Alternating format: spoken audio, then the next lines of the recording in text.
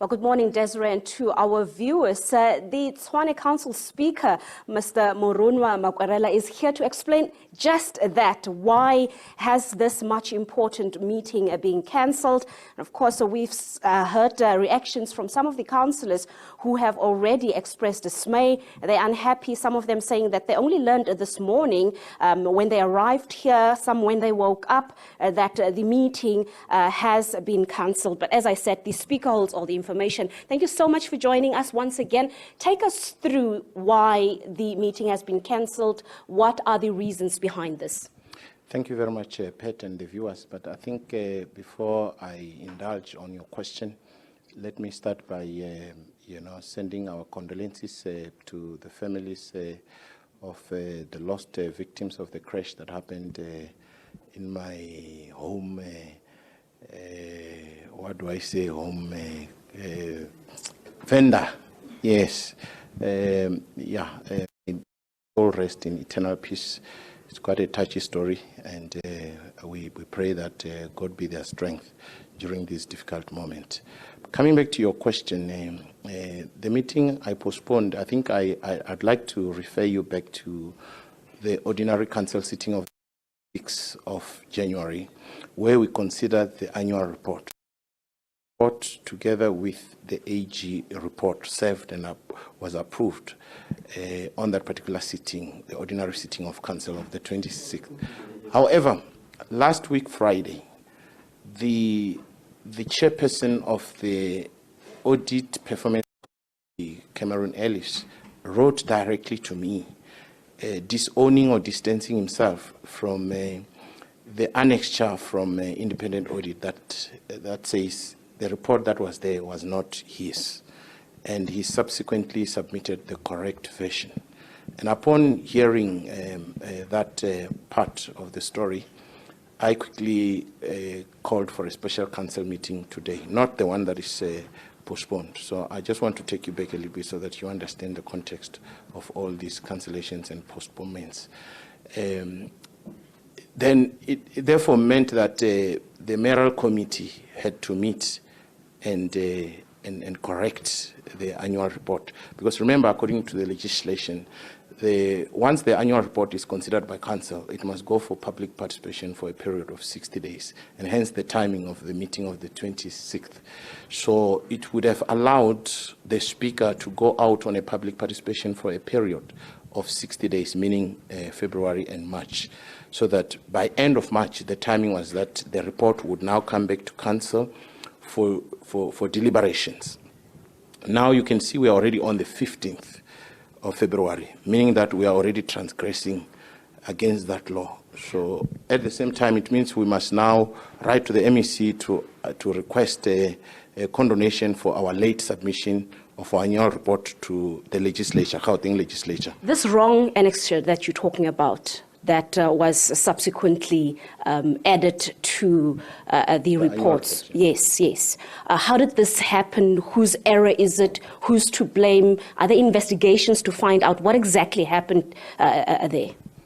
Yeah, according to the submission by the chairperson of the Independent Audit Committee, Cameron Ellis, he distanced himself from that report, saying to me that the report that was there was the draft report. And that draft report was done by the administration, because remember, the annual report, it's processed by the administration, then taken to mayoral committee for noting, and then submitted through the normal processes to the Speaker of Council for tabling at council. So immediately I realized that that error had happened, which is quite gross, I must really say, as oversight and as Speaker of Council. That's totally unacceptable. So be that as it may, on Monday, we woke up to the resignation of the mayor. So meaning that there was a little bit of confusion, because there were 2 resignation letters and so on and so forth, but the law allows the Speaker to consider the resignation of the mayor within 7 days. And also because of that confusion, I had to seek legal advice from Group Legal as to exactly which letter I need to accept processing. Well, that legal opinion came, and I indeed considered the second letter, which says my resignation will be effective as from the 28th, midnight, the 28th of February. What are the implications for service delivery? You've got these two reports. They needed to be tabled. We've got very short time left. By end of this month, this needed to be sorted out. But of course, with the mayor jumping ship unexpectedly, how is that going to affect the city's ability to render services? The bus fleet that needs fuel, we already understand that there's not enough money to make sure that the buses are kept on the roads. Just paint a picture about how services will be impacted. And also, has the mayor ultimately left you in a mess to deal with this? He's gone, but you now need to pick up the pieces.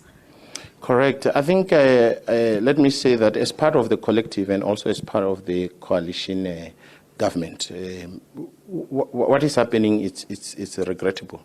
However, according to our own coalition agreement, we hold each other accountable as parties that are involved in this coalition government. We uphold the values of good governance, transparency, and good financial conduct. So on that score, we have met, and I think the DA had taken all of us into confidence that they had to advise through their own internal processes, which we are not privy of, that the mayor should step down. So, but be that as it may, from the city side, we have to process the resignation of the mayor, and according to the law, the Speaker has to convene a meeting according to Schedule 3 of the Constitution to elect the new mayor. Service delivery, I want you to touch on that. How is it impacted? Let's go back to the AG report. The AG report is damning in its findings. It says that the city has not performed very well. There are a lot of monies that went missing that we cannot explain what actually happened. There's actually a project, the Rival Wastewater Treatment Plant project, and so far we discovered that monies up to the value of 295 million were paid to a contractor who packed and left site incomplete. So already you can imagine the type of distress that leaves the residents. It's quite regrettable, but we are where we are now, and we have to ensure that our residents are not compromised further insofar as service delivery is concerned. The annual report also indicates, and also the corrected version of the Independent Audit Committee, it says that the city has failed on its key performance indicators. We are actually below 50%. So that translates to almost a very pathetic state of service delivery in the city. With that, do you as coalition partners trust the DA after this?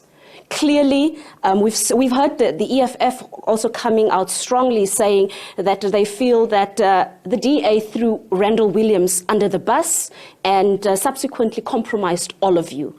Are you still willing to go into another deal with the DA, have another partnership when they have literally left you in the lurch and they have run with their mayor? He's gone, but you are left with this indictment as a coalition. Do you still trust them after this? On Monday, we had what we call the Coalition Oversight Group, which is a meeting of the party leaders, national presidents, together with the caucus leaders, which is the party leaders at the region of Tshwane. And in that meeting, all the parties have expressed their commitment to the agreement. It is of vital importance that we have a stable government to ensure that the service delivery. However, we are not saying this must be done in the absence of or at the expense of holding each other accountable. So I think within that space, we are holding each other. But do you trust the DA? That's the question. Do you trust them? Can you have another coalition that can serve with credibility and integrity and put the interests of the people of Tshwane first, where money does not just disappear and no one knows where it is? Billions we're talking about. Can we trust the DA? Do you trust the DA after this? It's the second time. I can take you back to the time of Solim Simanga. He faced a damning Auditor General report with the Glad Africa scandal. Billions disappeared, never accounted for. It's like history repeating itself. Do you trust the DA after this? I was still explaining that on Monday we met in a structure called a Coalition Oversight Group, which is led by the national leaders of the coalition parties.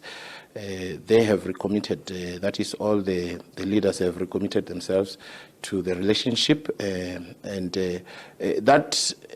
being said, it doesn't mean that people are not holding each other accountable.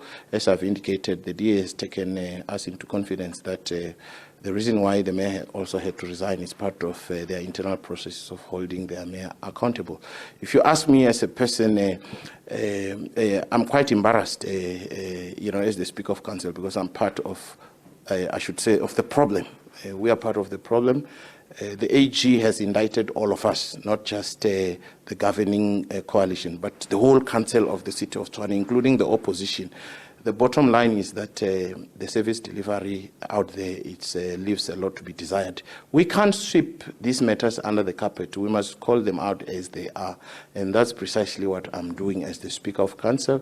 And my role as the Speaker of Council and also as head of legislature is to ensure that the law is kept to the latter as far as all these developments are concerned. And hence all these meetings that the Speaker seeks to convene to ensure that council still does its work and also hold. Remember, as oversight, our responsibility also amongst many is to hold the executive to account. We have in our system of governance what we call Section 79 portfolio committees, and that's where we interrogate all these kind of things. So yes, yesterday I had a media briefing where I, together with the chair of chairs and all the chairpersons of Section 79s, where I was saying, as the Speaker of Council, I want accountability through the MPEC, through the Finance Committee, insofar as this damning report is concerned. Just another question. You have accepted the second letter, meaning the mayor stays on technically until the 28th, but he has jumped ship. He took leave. He's not around. He also appointed the MMC for Finance, Peter Sutton, to stand in, to be interim mayor, the opposition being unhappy about that as well. But there are also talks that you accepted the second letter to, save face, to make sure that the mayoral committee does not collapse, to protect them, because ultimately, if everything collapses today, it means everybody is ultimately in trouble, and anything can happen. As we know, it is a coalition. There are deals that are being made behind the scenes. There's a possibility that if things started today, some of you may not come back. So how do you respond to that you're actually just trying to save some of your partners in the coalition? As the Speaker of Council, I don't exist to save anyone, including myself. You would recall that my party actually got one seat. So in other words, my participation in the elections was not to become a mayor. I didn't participate to become the Speaker of Council. It was as a result of the negotiations that take place. And those negotiations are allowed. They are democratic in nature, because you know that in order to govern, you need to have a majority government. You have seen what has happened in Joburg. You are seeing what's happening in Ekurhuleni. It's a game of numbers. Ultimately, the city must be governed. Owing to different permutations, whether it's a majority party, whether it's coalition parties, minor and major parties put together. The bottom line is that there has to be a government that must discharge its duties to the residents. I'm disappointed, I must really say, as a member of coalition. However, as I've indicated, that we are still committed, but we are also reviewing our participation in the coalition as to whether it's serving its purpose. Those discussions are taking place. We cannot sweep matters under the carpet. The AG report is quite an indictment. We have seen also what the MEC of Kokta, MEC Kumalo, has also indicated that he's watching this performance of the city quite closely, as also expected by the law. Just in closing, when can we expect movement. There's no developments currently. I mean, cancelling a very important council sitting. Can we expect that sitting to perhaps resume any day, any week? Is there a date that you may be pondering on? We understand that you still need to consult and all of that, but what is the way forward with this matter? The way forward is that we have a belated annual report, as it were, right now. That still needs to serve in council, because I've indicated, according to the law, the annual report must still be tabled at council, and thereafter it must be subjected. Dates, is there any date? Can we say next week, the other week? As soon as yesterday. All right, thank you so much. The Tshwane Council Speaker, Mr. Morunwa Mokwerela, just bringing us up to speed. You'd understand this is a very unfortunate situation that is playing out here in the city of Tshwane. And as I've already indicated, it's almost like history repeating itself. And it's really interesting that this is happening under the watch of a political party, the Democratic Alliance, the DA, that is always preaching about clean governance, leading by example. And these shenanigans that are taking place in the city of Tshwane happened right under their leadership. It was their mayor, Randal Williams, that was in charge. And of course, he has left, ultimately leaving the coalition partners council to deal with the fallout, to deal with the mess. The city not being able to afford many of its services, that being indicated in the damning Auditor General report that was delivered last month, and also the other issues, Tshwane not being able to afford its bill at Eskom.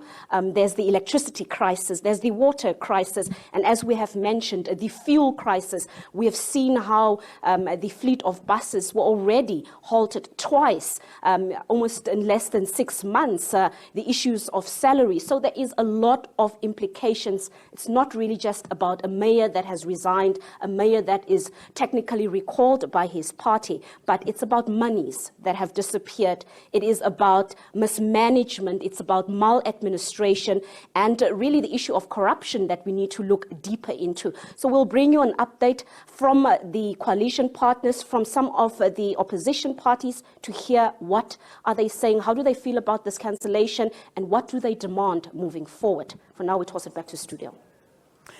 Patricia Visagie, they're asking the real pertinent questions that the residents of Tshwane would like answers to. Of course, not enough, and it's a developing story.